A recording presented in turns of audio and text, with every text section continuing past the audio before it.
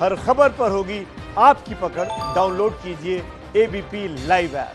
तो पंजाब के किसानों के दिल्ली मार्च पर एबीपी न्यूज की बड़ी कवरेज लगातार जारी है। खबर यह है कि हरियाणा के रेवाड़ी से सुबह 11 बजे किसानों का एक बड़ा जत्था दिल्ली के लिए रवाना होगा। इस जत्थे का नेतृत्व करेंगे योगेंद्र यादव। योगेंद्र इस वक्त रेवाड़ी से हमारे साथ जुड़ भी रहे हैं। हमारे सहयोगी जैनेन्द्र उनके साथ इस वक्त मौजूद है। जैनेन्द्र, जरा उनसे बात कीजिए और समझिए कि किसानों का ये रोष आखिरकार किस लिए।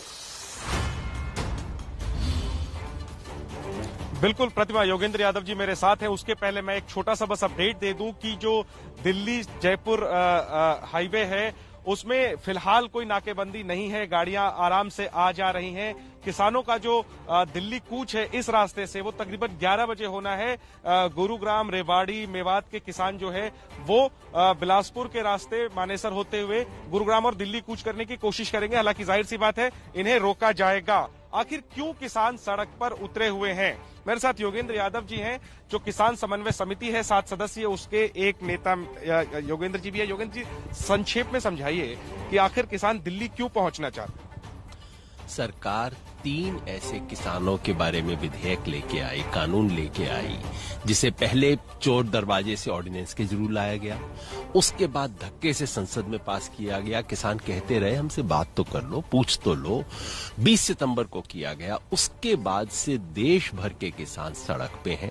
पंजाब में तो पूरे हर तरह से बंद है।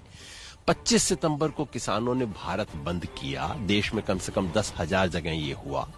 5 नवंबर को हमने चेतावनी स्वरूप 4 घंटे के लिए केवल मार्ग बंद किए, सड़कें बंद की। उसके बाद हमने घोषणा की कि 26 नवंबर जो आज संविधान दिवस है उसमें अपने संवैधानिक अधिकार मांगने के लिए और इन 3 कानूनों को रद्द करवाने के लिए किसान दिल्ली चलेंगे।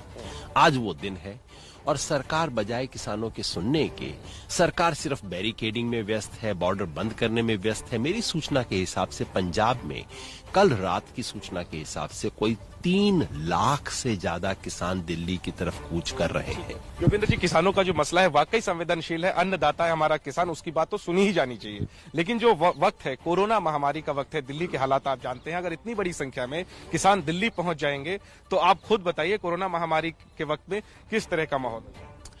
कोरोना का मैं जानना चाहता हूं, बड़ा कुछ विचित्र मामला है।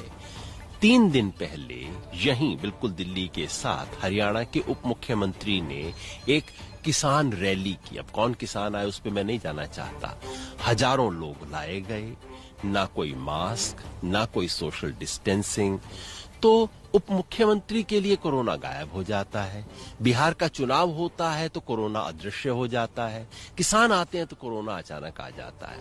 हमने दिल्ली पुलिस को कहा है कि हम मास्क लगाएंगे, हम नियमों का पालन करेंगे, आप जो रास्ता हमें बताएंगे हम उस रास्ते से आएंगे। तो सरकार न तो बात करने को तैयार, न सुनने को तैयार। तो योगेंद्र जी, किसानों के एक प्रतिनिधिमंडल से पिछले दिनों में भी रोक रहा हूं, समय की कमी है। आपके पास वापस लौटेंगे तो पूछेंगे कि आखिरकार किसानों के इस आंदोलन में योगेंद्र यादव कर क्या रहे हैं।